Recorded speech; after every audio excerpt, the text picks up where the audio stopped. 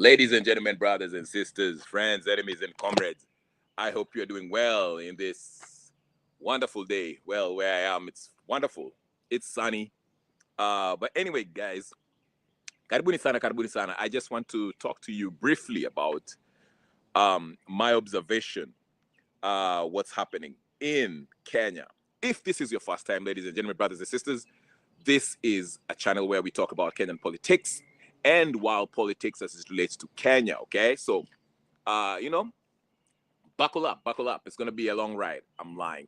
I'm not going here. I'm not going to be here long, but I'll just have to share my thoughts with you guys about what's happening. So karibuni sana, karibuni sana sana.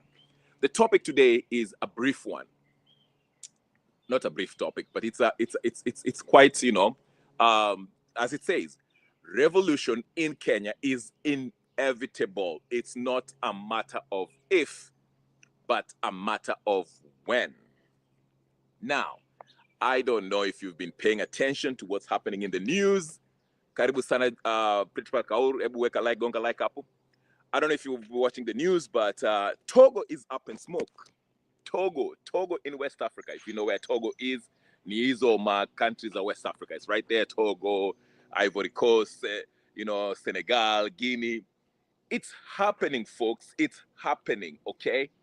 Now, ukiona mwenzako amenyolewa, get in line. I don't know. I'm just making up that. I don't know if that's a say, actually. But what I'm trying to emphasize here is that there's a couple of things that are happening on this planet, the world politics, geopolitics. Okay, let's just look at it. Everything is interrelated. I always tell you guys that everything is interrelated. The war in Ukraine, between Ukraine and Russia, it has everything to do with what's happening in West Africa, and it has everything to do with what's about to happen in Eastern Africa, Kenya to be precise. It's all related. Everything is related, ladies and gentlemen, brothers and sisters, friends and comrades. I know there's a lot happening in the world. There's the whole row about Trump versus his buddy who they just fell off with. What's his name? Elon Musk, whatever. Well, Elon, one thing, anyway, I won't talk about that because that's more of American politics and it has nothing to do with anything.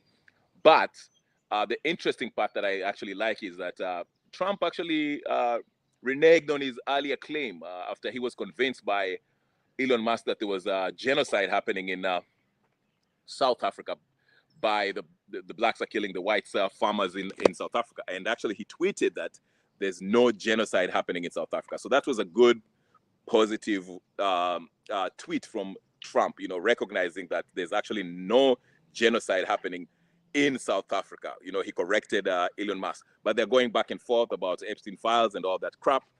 That's a story for another day. If you like American politics, that's, you can always tune into the other channels and talk about that. I don't usually talk about American politics because yeah. But let's get back to Kenya. The reason why I want to mention that a revolution in Kenya is inevitable is because, number one, what's happening in Western Africa, okay? I've mentioned this, that this whole revolution, this wave of revolution movement is going to spew across from West Africa to East Africa, okay? For those of you who don't know what's happening, ladies and gentlemen, brothers and sisters, Togo last night, the youth in Togo went to the streets and said, enough is enough. They're tired of their government. Now, just a few days ago, 3 days or 4 days ago, that fake general who was, well, he's a general, he's a soldier, whatever the case is, of Guinea, he was also pretending to be like the Ibrahim Traore of Guinea. He took over from, that dictator that was there for years. I forgot his name. But apparently the dictator that left was actually his uncle or something like that. But yeah. So remember when the Sahel nations, when the Sahel nations, the three nations, Mali, Niger, and Burkina Faso, when Ibrahim Traore came to power, then Mali also did their thing, then Niger too did their thing, okay? This general, okay, was imposed on the Guinean people because the French wanted, you know, they orchestrated this fake coup d'etat, military coup d'etat, to give, to fool the people of Guinea that, oh, you know what, we are also having a positive revolution, so we are in good hands. But quickly people realized, called out and knew that this general, for this Guinea, that Guinea general that came in, was none other, was just you know, a nephew to the previous dictator that left. And pretty much soon they started seeing that it was more of the same. This guy was still carrying out the Western agenda in the country. They were still not in control of their minerals. They were not in control of their currency. They were not in control of everything, every aspect of their economy. So people found out that this general was actually a French-backed general. Okay, he's even married to a French woman who's rumored to be a spy. Okay, so he tried to tell the people that there'll be elections. He was going to have, like, Guinea was going to have elections. That way he can give a civilian rule. But he kept on bullshitting. There was promises after promises that never actually came to happen, to fruition. Okay, he promised them that there will be elections to be held in 6 months. There was no election. Then he actually, you know, when the people started, protesting kidogo, akaanza kusema ati okay, there'll be elections soon, and it never happened. Akaanza kucheza hii mchezo, alikuwa anacheza tu hivyo. Then finally people got tired of him, and they gave him actually 24 hours, you know, to leave, or else the people will be on the streets. And actually, if you look, Guinea is also having people in the streets protesting, fighting the police forces, fighting the pro-army that are defending this regime that is ruled by this French-backed general. Okay, so it's happening. And like you saw a few weeks ago, also we saw Ivory Coast. All right, Ivory Coast, with the help of the Malian forces, okay, the Niger, the Sahel nations, Mali to be exact, help remove Ouattara, who is known to be a French puppet, okay? So you can see there's a wave of revolution happening in West Africa. The young folks are saying enough is enough. Our parents were compromised, they were brutalized, and they were forced to live and serve the French, the West. But they have said, no, this is the 21st century, this is 2025. We cannot keep on trying to escape poverty by going to these Western countries and living like, poopers. While we have minerals in our country, we have all the things, the food, we can be food sufficient. You can sustain ourselves with the kind of the fertile soil that we have. We can grow food and feed ourselves. Africa should not be in hunger. So the young folks are growing up knowing this and seeing revolutionary movement from other parts of the country, and they're saying enough is enough. We got to do something about this. We cannot live in perpetual slavery for the rest of our lives, generation after generation. We have to break this curse. So these young folks are seeing, and they're looking at the geopolitical map, and they're saying that, okay, if the West are not serving us well, then we can turn to somebody who might need our help, okay? And that somebody happened to be Russia. Okay, China is playing both sides. Listen, because China, let me tell you something, there's so much here. I'm coming back to Kenya. Bear with me. China does not care if you have a dictator or not, okay? China does not care if you have a dictator in place or not, as long as whoever is in power is giving them contracts, permits to mine those golds and copper and all that good stuff that they need from you, and the food and all that stuff. They do not care if you have an Idi Amin or not. They are going to continue and support. You just had the case 3 days ago, where Mali actually kicked out the ambassador of China and the head of a corporation, a Chinese corporation, who was bribing, who was making a deal, was funding the terrorists who are destabilizing the Sahel nations, okay? So when the Malian government general found out about this, they kicked out that head of CEO, and told him, hey, get out of here.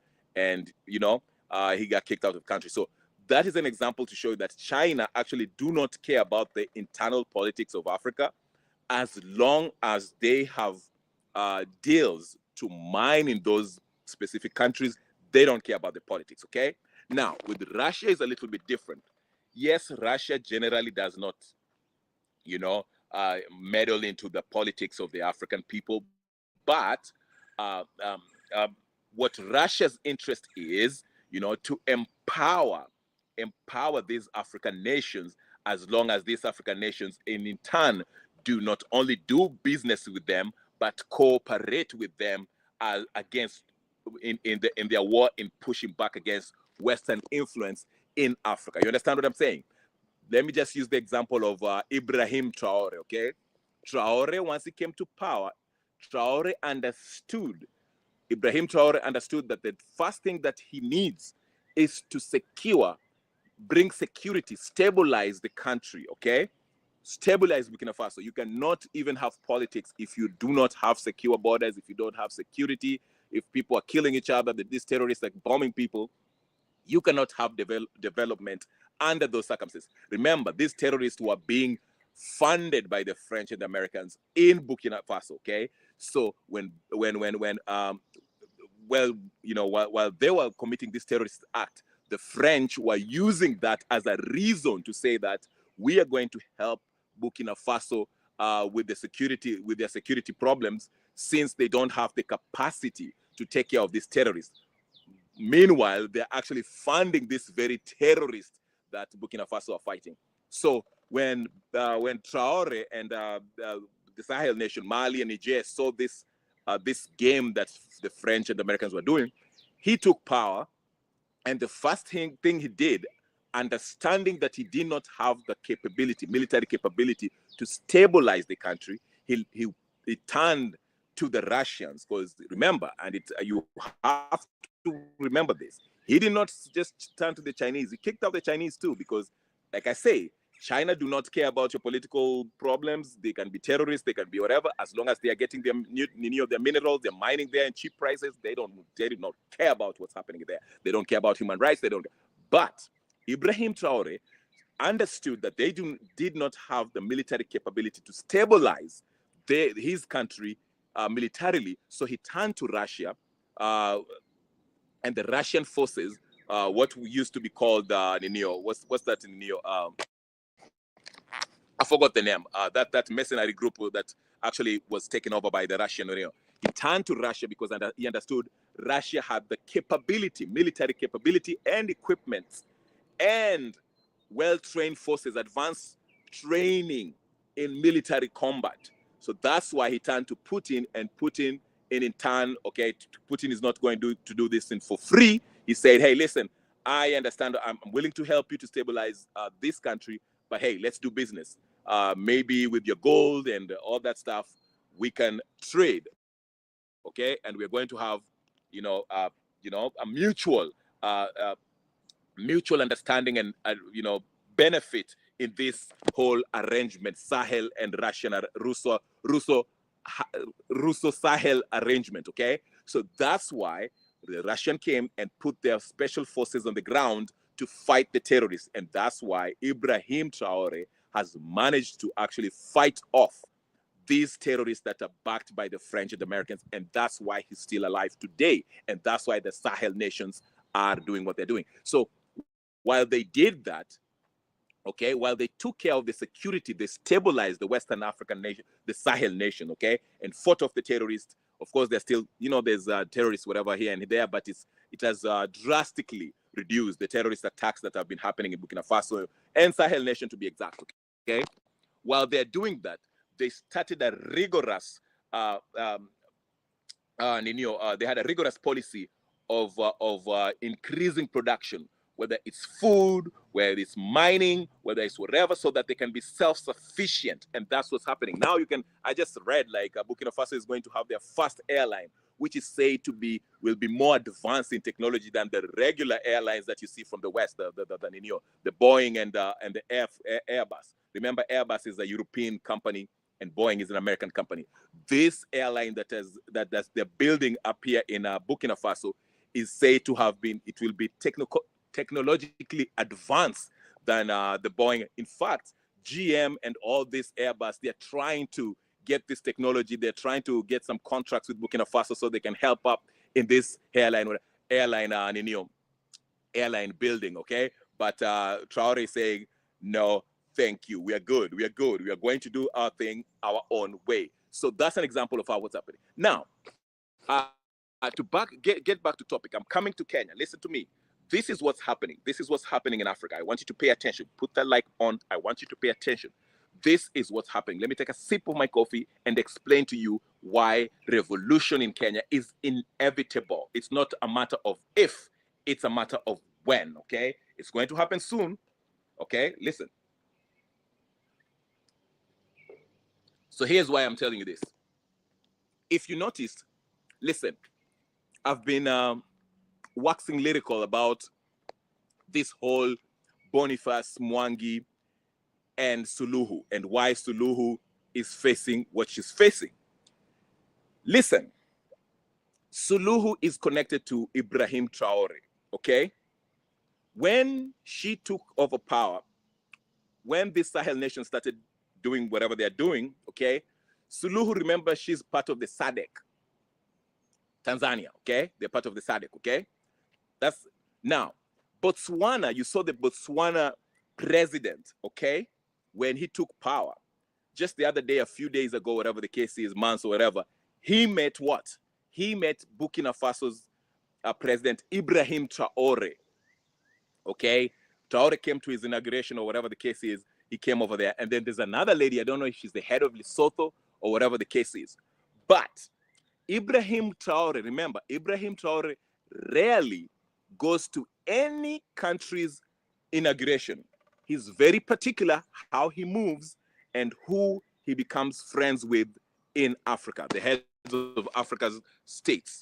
Okay, he just doesn't rub shoulders with anyone. You will never see Ibrahim Traore come to Kenya and rub shoulders with Ruto and Raila and all these idiots. Okay, you'll never see him, go to certain countries like Cameroon with their that octogenarian. He's not even octogenarian. That dude is like 100 years old, 157, whatever the case is. He's barely, he's half dead. He has started seeing heaven while he's walking. But anyway, I'm just saying Ibrahim is very particular as to who he visits because he understands some of these countries, majority of these heads of states are nothing but Western puppets, okay? So the few that he visits, he knows their background, their allegiance, their political philosophy, their ambition as it relates to Africa, okay, their commitment to this new Pan-African movement, okay? So here is how I want to connect you to Suluhu and Ibrahim Traore. I told you, ladies and gentlemen, that last year in June or July, whatever the case is, Suluhu made the decision for the Tanzanian government, Tanzania, the country, will no longer use US dollars for trade or for anything. It's banned in Tanzania. You have to use the Tanzanian shillings. Not only that, Suluhu started aligning herself with the BRIC nations. In fact, she has applied to become the member of the BRICS. I don't know if she got approved or whatever, but she is aligning herself with the BRIC nations. Okay, she went and met that lady. I think she's the head of Lesotho or whatever the case is. Then she met with the Botswana president. Okay, now you see the Botswana president is also very close to who? To Ibrahim Traore. That's Ibrahim Traore went and visited him. Okay, gave him a state visit in Botswana. Now, this is the new. If you study what's happening right now, this is a new. They're importing, okay, this revolutionary movement to the East, okay, because they know the wave of the East, of this African revolution is coming to the east. So they're starting to sprinkle this. They're starting to inaugurate, to foster, okay, to incubate, to build up this revolution kidogo kidogo. I'm not saying that Ibrahim Traore is trying to tell the head of the state of Botswana to start a revolution. The revolution is already done. He's the head of the state. The head of Botswana is now, you can see the wonderful works that the head of Botswana, the new president, he's relatively young, okay? Remember, the first thing he did when he took over power, what did he do? He nationalized the diamonds that has been mined in Botswana. This guy, Botswana is, I think, #1 country in diamond production, okay? So he did that, okay? And so you can see the influence of this Botswana president, Ibrahim Traore, Botswana president who's also friends with Suluhu, and you can see they're having influence on Suluhu. They're telling Suluhu, hey, listen, you can move away from the West. We can actually sustain ourselves, okay? That's why you see Suluhu took this drastic step to move away from the American currency and ping his money on the gold. Okay, they are not, they don't have gold reserves, but I think that's something at the works. What I'm trying to say is this: the idea of self-sufficiency, okay, the idea of chartering your own cause without holding the West's hand is what's happening right now. And Ibrahim Traore is already aligning himself, encouraging the young minded, the people, the new heads of state on the Eastern Bloc, Southern Bloc. SADC, Botswana is Southern Africa, Lesotho is Southern Africa, but they're a member of SADC, okay? Tanzania is part of SADC, okay? Always they always historically aligned themselves with the Southern African nations. If you read Mandela's book, The Long Walk to History, he described how when Umkhonto Sizwe were looking for arms, they were trying to train themselves, military training, they would have Nyerere assisted them with money and a place to train, Tanganyika, as it was known back then, okay? So Tanganyika has always aligned itself with the Western Bloc of Africa, okay? That's why they're part of the SADC, okay? So Mandela illuminates that point by mentioning how Angola, Tanganyika, which is currently known as Tanzania, okay? Botswana, these countries, okay? These guys have always have this whole thing during the struggle in the 60s and 50s and 70s when South Africa was looking for looking to become independent from the apartheid government, okay? So what I'm trying to say is this: Tanzania has always enjoyed a long relationship with the southern states of Africa, okay?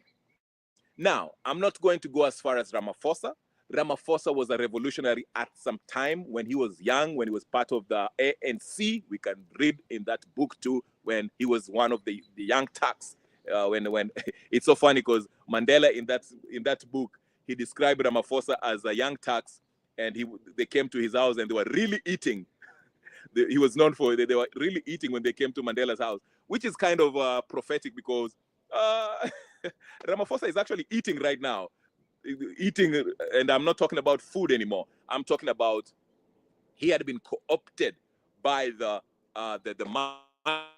miners, these globalists, these huge corporations that are actually are controlling the minerals of South Africa. They co-opted him, so that's why you can never see Ramaphosa declare that all the minerals in South Africa should be nationalized for the benefit of the people, okay? You'll never hear him say that because they gave him shares in all these companies so that the Boers and all this huge companies in South Africa, they gave him shares to shut him up, to compromise him so they can continue having control of the South African mines, okay?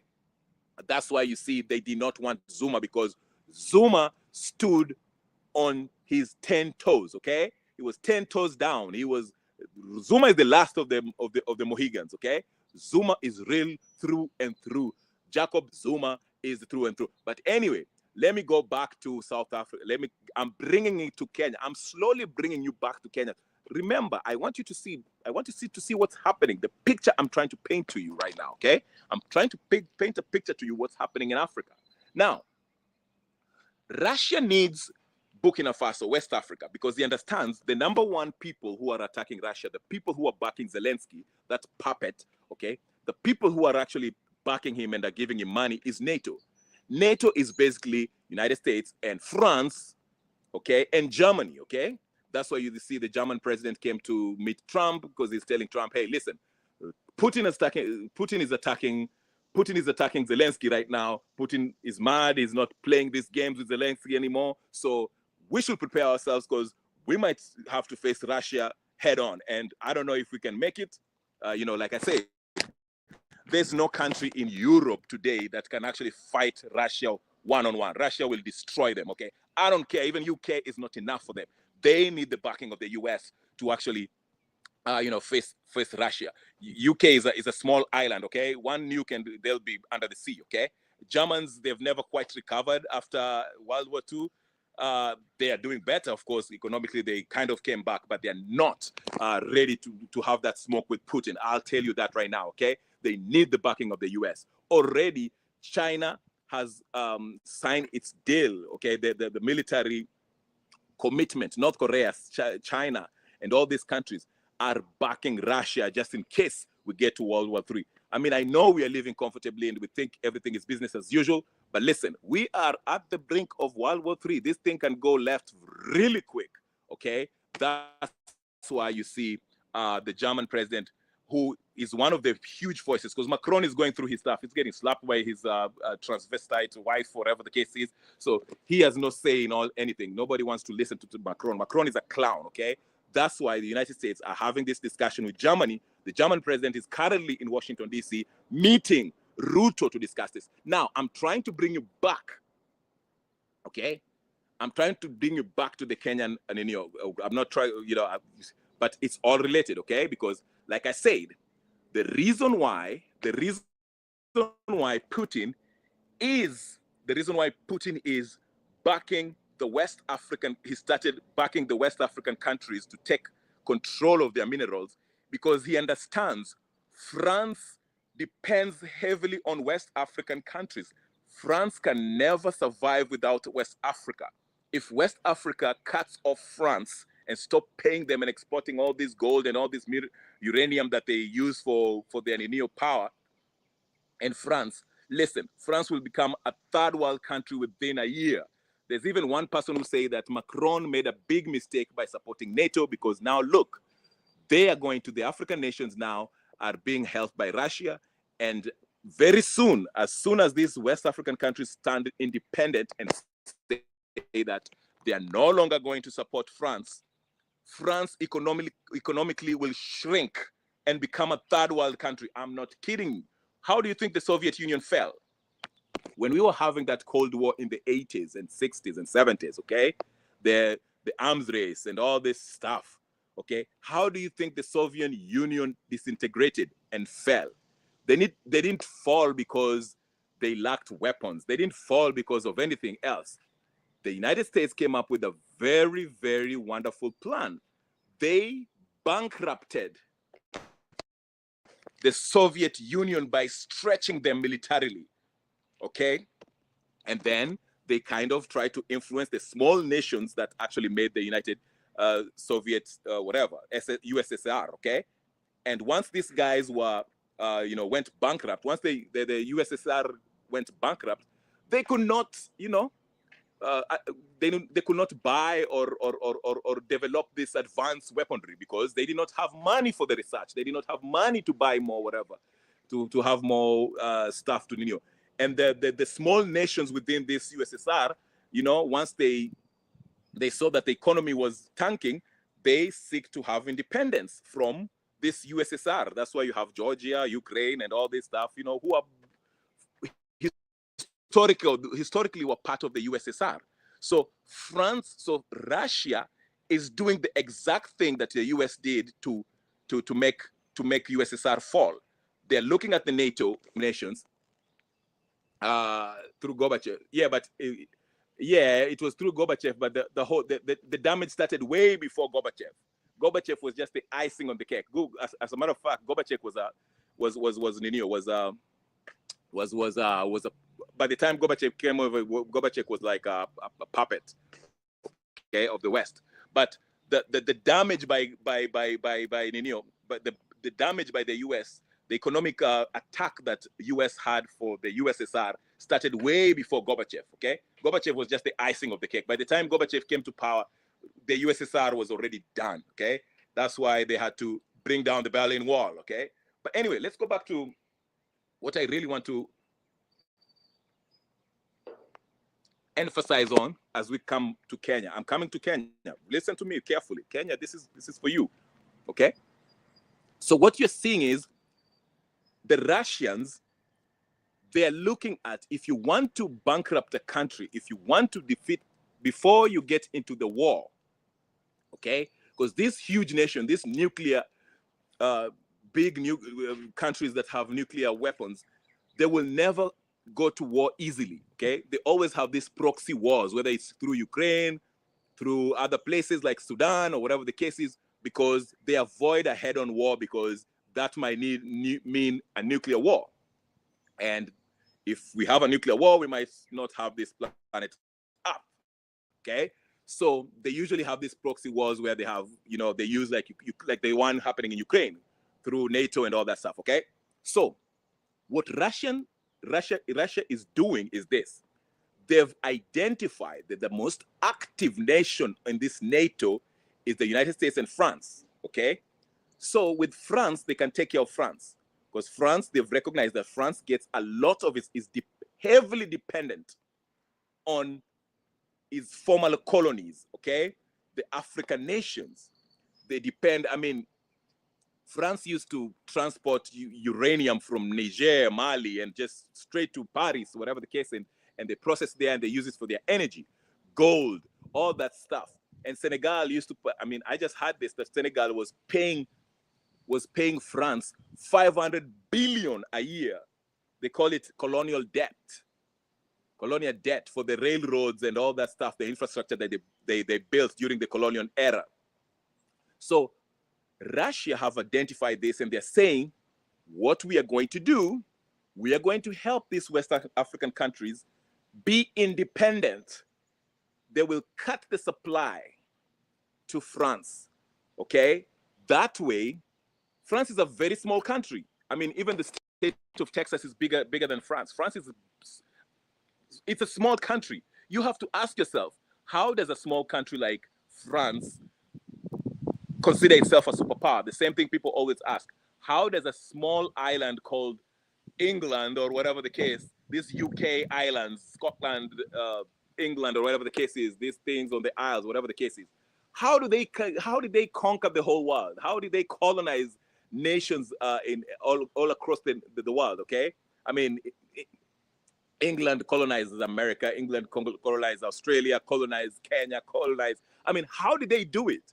You have to understand. Once you understand that, that's how you can actually, deal with them if you are in a conflict with them. So Putin was looking at it like this. France is a tiny, itty-bitty country in Western Europe, okay? It's heavily relies on its former colonies for its economic prosperity, for sustenance, okay? And Macron is talking smack like he wants all the smoke. So, okay, this is what I'll do. Number one, I'll cut off all the supplies, the resources that France loots from Africa by empowering these Africans to stay dependent, okay? So that's what Putin is doing.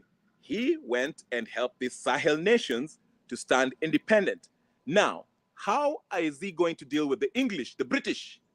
Because the British too, it's a small country, UK, is a small freaking island somewhere in whatever.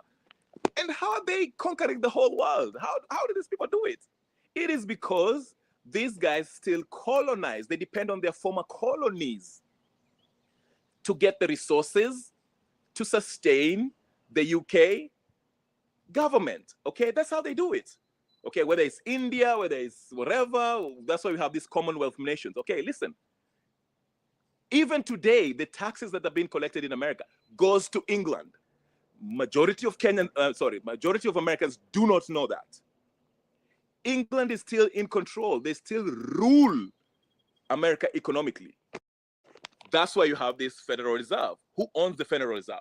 People think Federal Reserve is a national whatever. Federal Reserve is a private company.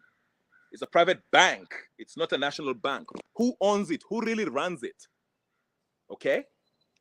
That's a discussion for another day, okay? That's an advanced class. Today, I'll just keep it real simple because the focus is on Kenya, right? Okay, so what I'm saying is this. So what Putin is doing is cut off the resources, the French resources, where the French are getting their resources, which is Western Africa. Because that's when, if you remember the Berlin conference in 1895, I believe, when the German chancellor at the time called a meeting, the Europeans had a conference in Europe, how they were going to divide Africa, okay? And the French got the best deal when they had the Western Africa, okay? And they've always used the Western Africa to this day for their own benefit. Even, what's his name? Not Charles de Gaulle, but what's his name? The president before Sarkozy. Who was the president before? Not Charles de Gaulle. What was his name? That old man that said that the day that will stop, the West Africans will stop collecting taxes, the colonial taxes and all that stuff from West Africa. That's the day that the France will die. That's what he said. What's his name? No, not Sarkozy. Before Sarkozy was the old man. I forgot his name. Crap. It was in the 90s up here. I forgot his name. But anyway, so what I'm saying is this. In not so many words, let me get to the point so I can get to Kenya because I know you're waiting. What I'm saying is this.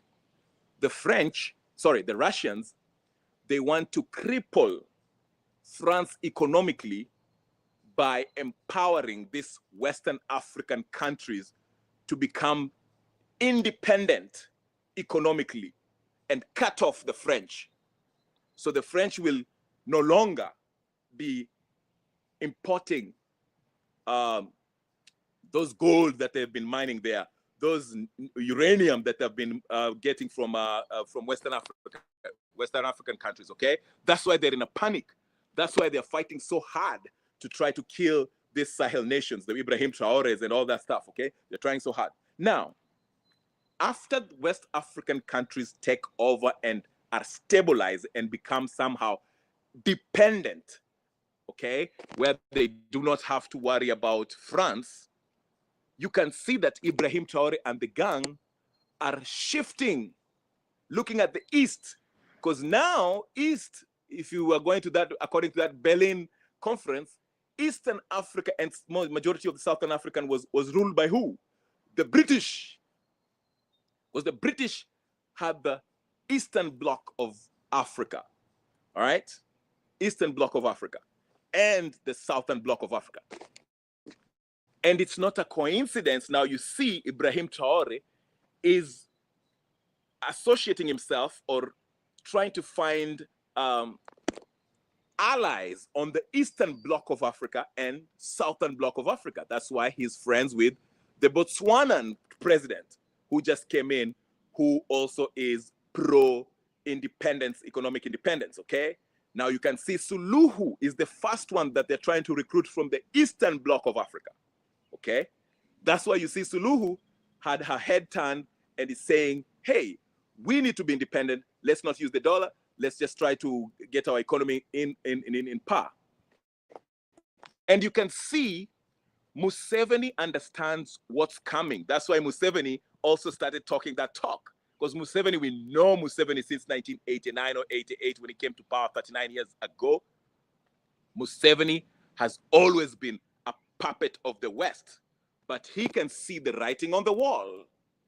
And now he's trying to endear himself with the people that he has oppressed for so long by pretending he wants to nationalize everything.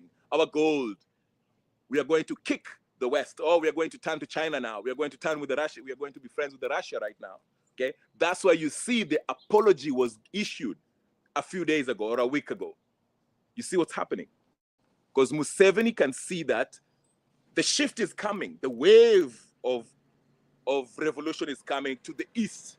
That's why he's trying to prepare himself to endear himself with what's coming. He's trying to be part of that movement. Hey, what's going on? How you doing? No, you're fine. You're fine. Nice seeing you, brother. You too. Thank you. Yeah. So Museveni. That's why you see Museveni is trying to endear himself with the people, because he can actually see the wave that's happening in Africa, because it's coming to east. It's coming to the east. Okay, it's coming to the east. And now that's why I'm telling you, Suluhu wants to join the BRICS, is aligning himself with the Ibrahim Traore, with the new Botswanan president, okay? Because this is the new alliance. This is the new wave. Africa extricating itself from the tentacles of the West. Okay? You are talking in English in Kenya with your neighbors. Yes, so what I'm saying is this. It has started, the wave has started. And that's why I'm saying, let me say this too. If the West tried to remove Suluhu from power, that could also destabilize the whole Eastern Bloc of Eastern Africa. Let me tell you something. As much as you guys are whining about human rights violation by Suluhu, and I'm by no means defending the human rights violation, if it's true that they exist and they have happened. I'm not denying, I'm not saying they haven't happened or they have happened. I don't know. I'm just saying I'm strictly keeping this political, okay? I'm not talking about atrocities that these governments have committed. I'm just trying to say the political part of it. Politics is about power, okay? But anyway, so what I'm trying to say is this.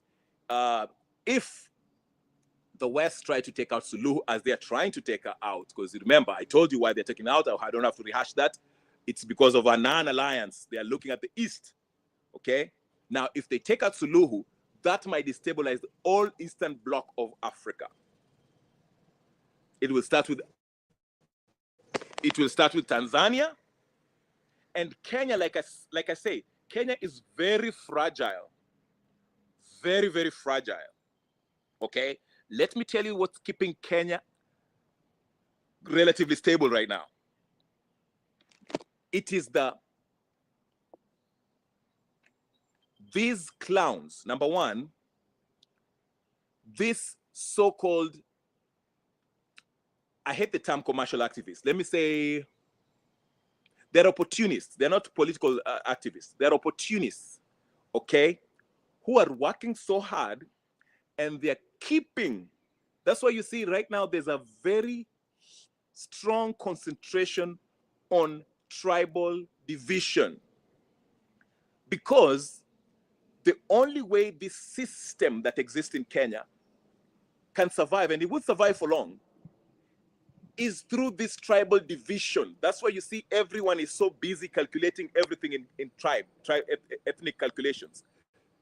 I mean, Gachagua today, let me just get to the Gachagua. Gachagua today, was it today or whatever the case is, he had another interview saying that Matiang'i is a wonderful leader, but Matiang'i has no numbers. Ati waache kutumia broker. Because there are people, the Kisii people, you see what I'm saying? It's deliberate. A normal leader of Gachagua's stature, an ex-deputy president, should not be ethnicizing politics in the degree in which he is doing it. He should have a nationalist, patriotic outlook on politics. Not everything has to be about ethnicity. But it is done deliberately, because this regime, Ruto regime, this political class, the people who are actually holding it together, they are being held by a thin, slender, by a straw that is called ethnic politics. They want to heighten tribal ethnic tensions between different communities, because that's the only way this thing can survive. That's why you see this weekend we have not Matiang'i, Gachagua, Karua, and Kalonzo. They're going to have a mammoth what does it call it? Campaign somewhere around the coast region. Then you have on the other side in Kimilili, we are going to have Oscar Sudi and all these other idiots on the other side, also busy heightening the political ethnicized tension. Because that's the only thing that's holding this thing together right now. That's why I told you the first business that they made sure that must happen was when the Gen Zs did not succeed, when they decided to go home after using the Wakina Boniface Mwangi and Hanifa. The first thing that they made sure they did was to basically concretize, crystallize the ethnocentric politics, ethnicized politics, what were rooted in their tribal cocoons, and make it a very tribal environment. That's why you see the ODM folks on the other side are busy doing their calculations. Sisi Wajaluo tukishikana na Kalenjin tutafanya hivi. Nyinyi wa Kikuyu mkishikana na hivi tutafanya hivi, because they want to separate you. One, mimi ni Mjaluo, wacha nikae na Wajaluo wenzangu. Mimi ni Mkikuyu, wacha nikae na Wakikuyu wenzangu. Mimi ni Mluya, wacha nikae. That's why you see the Netambeas are pretending to be arrested here. Gachagua is here saying sijui nini, Matiang'i is this. You see Matiang'i say, sisi watu wa Kisii, Wajaluo sisi ODM tuko kwa serikali, sisi Kalenjin tutachukua tena, sisi. You see that. That is the only thing that's keeping them there. But I have news for them. This is not sustainable. That's the thing. It's not sustainable. You know why? Because you'll have somebody like Susan Kihika who comes and say that, these doctors and these medical workers are my junior. I cannot go to the hospital and let them see me naked. You know what that implies?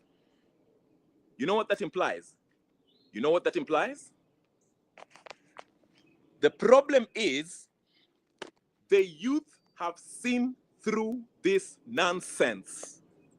They have seen through it. They can see it's bullshit. First grade bullshit that this political class are trying to maintain. They've seen it, they've called it, they've diagnosed it. And then they know what the solution is. We are just not on the same page of the solution, but we are getting there. Because trust me, even after these elections are conducted, even if Gachagua becomes president, or Martha Karua becomes president, or Matiang'i becomes the president, let me tell you what will happen. The same situation you are in right now will continue. It will not stop. Because they are taking their orders from the West. That's why I always tell you, there is no difference between Jomo Kenyatta's government, Moi's government, Kibaki's government, Uhuru's government, Ruto's government. The difference is the degree in which they were stealing, committing atrocities, perpetuating this ukabila, and how they were nyanyasaring people. That's the difference, the degree in which they were doing it. But there's no difference whatsoever. No difference. That's why when I hear people arguing ati Ruto ameiba, go look back how much Jomo Kenyatta stole. how much Moi aliiba, how much Uhuru stole, how much Mwai Kibaki aliiba. No difference. And the sad part is people like Jimmy Wanjigi, who are now telling us about how much money is being stolen, are the ones that you want to hail as people who are going to, deal with our debts. That's the sad part. And there are people who are still buying this nonsense. The very people who stole in the previous government are the ones who are today are pretending that they are going to resolve these issues if you make them the president, head of state. The Karuas who took part in that stolen election in 2007 are the people who are now today are great human rights activists, and they want to be president. And they took part in an illegal activity that resulted into thousands of people dying. The Raila Odinga, who sent a lot of young people to die, never seeks for their compensation till 2025. Now he's talking about compensation and all this nonsense. Has been a co-president since Moi regime and the successive regime after that. To this day, he's like a co-president. He's the one who wants to convince you that if he become the head of the state, he can actually change this country. Wamalwa Eugene, known for nothing but being his brother, dead brother's brother, whatever, hasn't done anything. He was the minister of I don't know what. Gachagua, a non-KANU stalwart, who even killed his own people in Central. Heroes like Matiba, brutalized Matiba's family. Today he's coming in, he's the head of Mount Murima, Kenya. He's the champion president, flag bearer of the Murima Nation. This is the kind of game they're playing. That's why I'm saying it's not sustainable, because the youth, the majority of Kenyans who are represented by the youth, are seeing through this bullshit. And they're going to do what the people of Togo are doing today. We started before Togo because it was going to happen in that June 25th. And it's coming again. Because last time, Walibatika, it was about finance bill. It was going to morph into, let's go occupy State House and remove Ruto. But God gave Ruto one more chance to fix his nonsense. But this guy is irredeemable. He actually went and joined a con man and are playing this game with Gachagua. So guess what? Judgment is coming. And revolution is, look at Togo, look at Guinea, look at Ivory Coast. It's happening. It's not sustainable, Nawambia. It doesn't matter even if you try to put Morara to fool people, Kasmuel to fool people, Boniface Mwangi with his homoerotic fantasies about Ugandan soldiers, I don't know, doing something to him. It doesn't matter how many people hizi usarakasi mnaweka hapo. It's not going to be sustainable. You can't rule through usarakasi. The whole corrupt system will have to fall. It is a matter of when, not if. Like I said, it's coming to East Africa. That's why you see Museveni. Museveni was not stupid when he went there to apologize. He knows what's coming. He knows what's coming. Museveni and Aliona. And it's going to, let me tell you something. You know how it happened in Nino, Sahel nation in the Western Bloc? Wakishika suluhu, wakijaribu kutoa suluhu, because I told you yesterday, wameanza kuendea suluhu. They've started, ati wanasema Tanzania shouldn't go to EU, imekuwa banned from EU, because they're trying to put economic pressure on suluhu. The same thing they did with Kwame Nkrumah. Go read about Kwame Nkrumah. The Western nations sabotaged Kwame Nkrumah's economy. That's why, so that the people can turn against Kwame Nkrumah. Okay? And that's the same thing they're doing to who? To Suluhu. They're trying to sabotage Tanzania's economy. That way, the people of Tanzania will be like, you know what? Tunapata hizi shida kwa sababu wewe Mama Suluhu. Meanwhile, while they're doing that, they're ramping up this false narrative that this lady is a Mindada, a brutal dictator, so that they can remove her. They can justify fostering, paying, orchestrating a popular coup d'etat. The problem is Suluhu seems to have quite a huge following in Tanzania, regardless of what you think about her. It seems to it. Maybe if you are from Tanzania, tell me something otherwise. But she has a following, quite a big one in the country. Okay? But what I'm saying is this. The day, things happen, it's like a house of cards. Moja ikianza kuanguka, the whole house is down. You saw when the Gen Zs went to occupy parliament, a few weeks later, Uganda also attempted to start one. Although they were shut down by Museveni, but they thought about it and they went to the streets and tried to replicate what happened in Kenya. Do you remember that? So what I'm saying is that the same thing that's happening in the West. It started with Burkina Faso, Mali, Niger. And the other young folks on that area saw that and said, you know what? Here in Ivory Coast, Ouattara is playing with us. Let's take him out.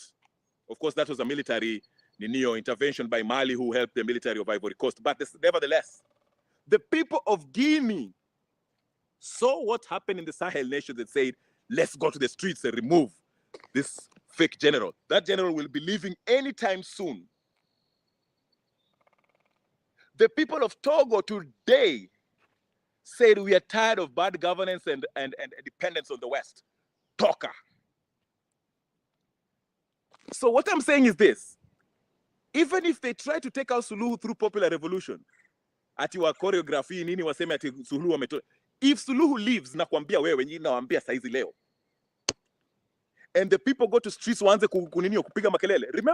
Remember Chavez? Can I give you an example? I'm taking you to politics now, but this is political science 101. Kaeni chini. Do you remember Chavez? Remember Chavez? I forgot his first name. Hugo Chavez. Yes, Hugo Chavez. Chavez, let me tell you about Chavez real quick so I can relate it to Kenya. Chavez, when he came to power through popular, democratically elected, okay, the first thing he did, he nationalized all the mines, all the oil of that country. I forgot what country is that? Not Chile. What's the name of that country? I'm forgetting even now. Hugo Chavez. Somebody remind me where Hugo Chavez come from. That's South American country. So what happened to Chavez? Once he nationalized the oil in that country, these huge Western corporations, BP, na hizi mambo ingine, Shell, they did what? They paid the military to remove Chavez. And they went and kidnapped him from his palace, presidential palace. Wakam kidnap. Do you know what happened? The people went to the streets. Venezuela. Thank you, sir. Thank you, David Maina. Venezuela, yes. The people went to the streets and said, Murudishe Chavez immediately. Na sio tafadhali. Sio tafadhali. Sio tafadhali. Immediately.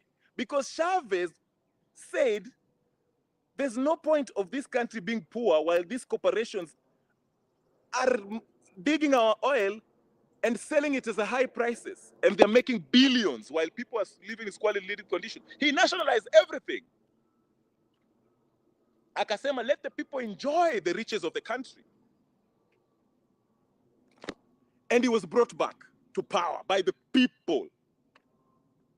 Chavez was killed. For those of you who don't know, go do your research. Poisoned. That's why he died. Hugo Chavez. Okay?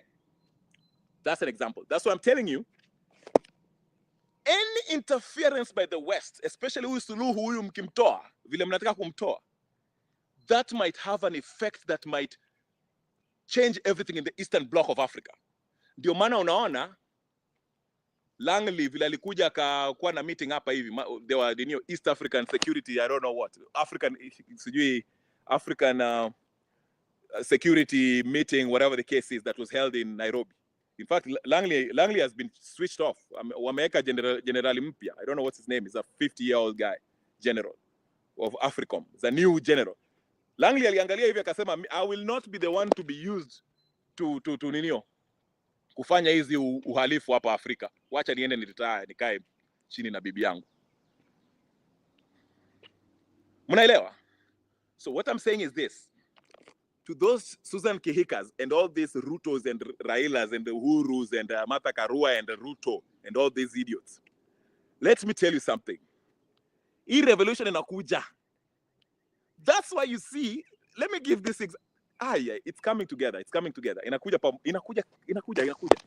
Let me explain. That's why you see Ruto vile alienda China. Akaanza kuambia China, hii itakuwa ni alliance mpya sasa. That's why you see this administration, Trump administration, is mad at him. Alienda China akaanza kuambia, hii ni alliance mpya. Because like I said, in Kenya, we don't have politicians. We don't have people who are principled. These so-called leaders or representatives, they're not principles. These are opportunists. Ruto is one of them. Raila is another one. Karua is another one.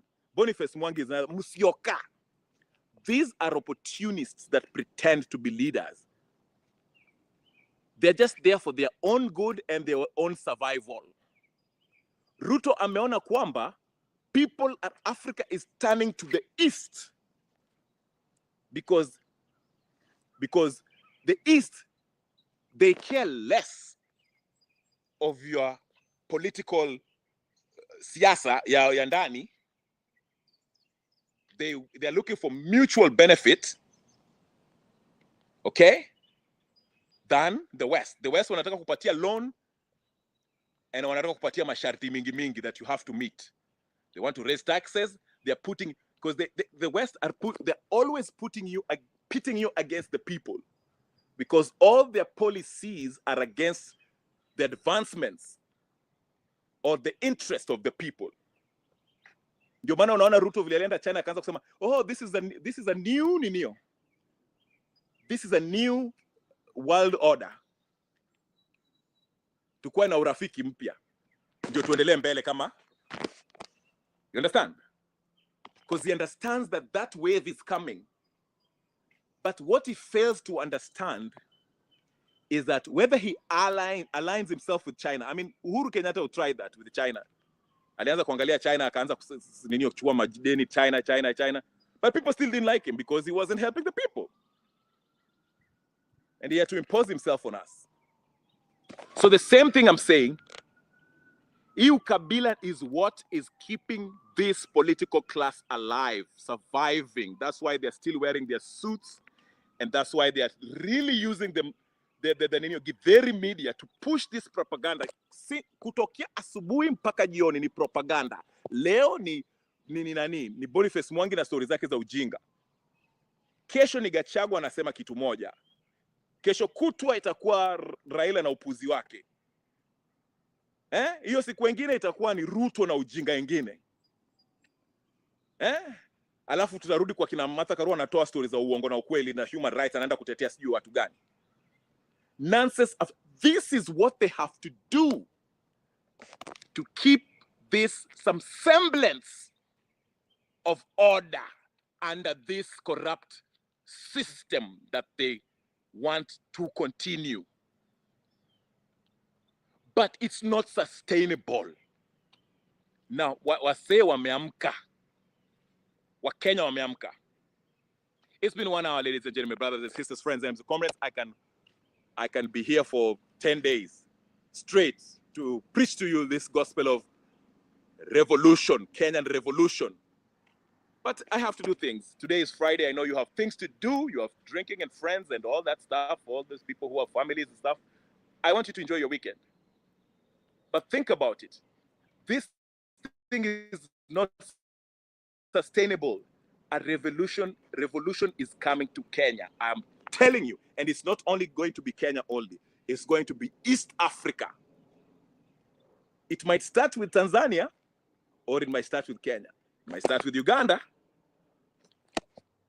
or somewhere else, but it's coming. That's one thing that's guaranteed. It's coming. Watch anyone be Atakama. Let them go on with this sham election. Let them go on with this sham election year 2027, 2026, lini. It's a sham election, we know that. Watch our endelea na hiyo election. Ni ujinga. Because it might be this election that might actually spark this thing. Personally, I would like it to start before that election. But whichever way, it's coming. Ladies and gentlemen, brothers and sisters, friends and comrades, my name is Kenya Revolutionary. Take a moment and like this video. If you haven't subscribed, subscribe to the channel. Comment. Put the notification on so every time I come in, you can always be notified that I'm on. That way you can come to the chat. Join me. I always drop some link if you want to come to the studio and talk to me. You can always do that. Argue, make your point, or whatever. Disagree, or troll. I don't care. But anyway, theoretically, Dan, thank you so much for joining. David Maina too. And everyone else who has been listening and following on the background of the, quietly somewhere in your office or your whole home or whatever the case is, or in your house. Thank you much for watching. I'll see you guys later. Peace and blessings. I'm out.